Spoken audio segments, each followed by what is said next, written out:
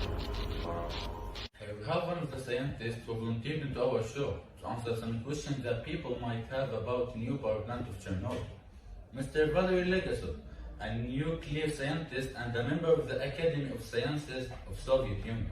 I would like to thank you for having me tonight. Can you tell us a little bit about advantages and disadvantages of having a nuclear reactor in our land? We use a nuclear reactor to generate a huge amount of electric power. But on the other hand, when you build a nuclear reactor, you have all possible kinds of danger there. A radiation danger, a fire danger, an explosion danger. And how can all these dangers become true? To answer your question, I must briefly tell you how does a nuclear reactor work. And you don't have to be a scientist to understand, but you only need to know this. The reactivity inside the nucleus either goes up or down. As uranium inside the nucleus split apart, the reactivity goes up. But if you don't balance the reactivity, it never stops raising. So we add boron to reduce reactivity. In the meanwhile, there are other elements to consider, but since neither you nor the audience are scientists, it doesn't matter to mention them. You only need to know that all of them work as one to keep the reactivity balanced. And if anything goes wrong with that process, we lose. We will be back. Ну, это ВПЧ-2? Да. Что у вас там горит? Взрыв на главном корпусе, между третьим и четвертым. А там люди есть? Да. Поднимай над состав. Поднимаю, начальника поднял. Так всех, весь офицерский состав, офицерский корпус поднимай. Experts believe that 40,000 people could die from air and food contamination over the next several decades through the accident of Chernobyl nuclear power plant. Scientists are now studying the official Soviet report on the disaster. One of those scientists, Mr. Valery Legasov, has called us into his office to tell important information about the recent events that happened. So why are we here today, Mr. Legasov? I would never have guessed in my whole life that at the age of 50, I would have to reach back to unclear, tangled events of my life.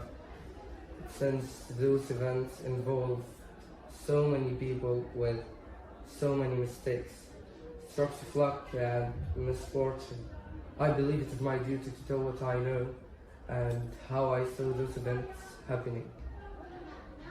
Mr. Legasov, can you tell us what happened that day? At the morning of 26 April 1986, I received a call from the head of the 6th Central, who told me about the incident in Kanto. A state committee was created to investigate the emergency of Chernobyl. The situation seemed to be terribly bad, like the disaster was already happened. And how did it happen? You said earlier at your conference that was the fault of the workers at the operating room. Would you explain that? As I said before, the reactivity inside the nucleus either goes up or down, and that night it was going down normally. So the operators didn't know what to do, and eventually they pressed the AZ5 button. And what is that? There is 5 button.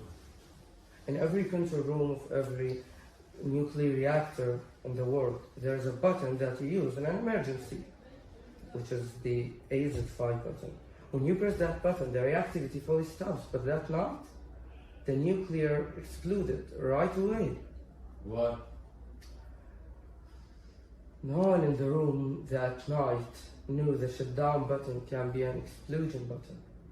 They didn't know because the truth was kept from them. Mr. Legasov, that's not what you said at your conference. Would you clarify that, please?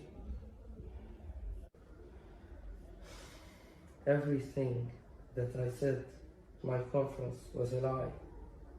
I lied. I was threatened. I was following orders. The whole trouble was about how the emergency button works, not the operators. And what was the wrong with the button?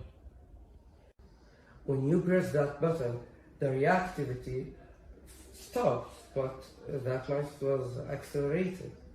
And whose fault was that?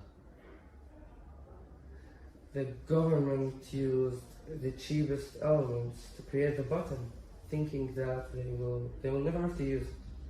Mr. Legaso, if you mean that the Soviet Union is somehow responsible about what happened, I must warn you, you are entering yourself into troubles.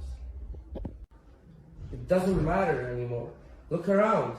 Can't you see the panic in children's faces, the empty streets, the hospitals that are literally full of corpses and injured people? I'm going to die within 5 years now, so you know what is the reason of all that we are getting ourselves into right now? It's the lies and the secrets.